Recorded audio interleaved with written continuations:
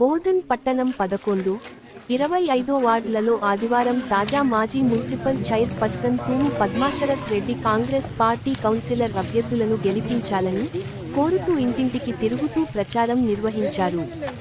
అధికారంలో ఉన్న పార్టీ కావున గెలిపిస్తే వార్డులలో అభివృద్ధి జరుగుతుందని వివరిస్తూ ప్రచారం నిర్వహించారు.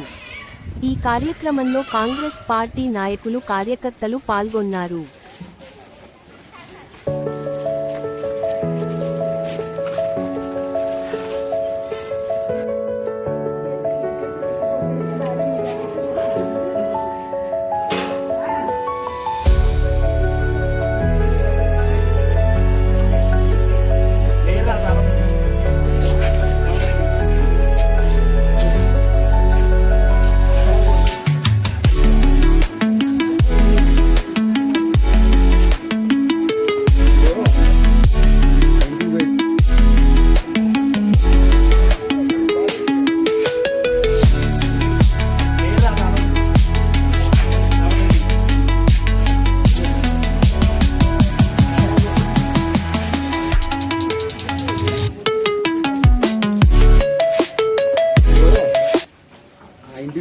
వార్డులో తిరుగుకుంటూ ప్రచారం చేసుకుంటా ఉన్నారు.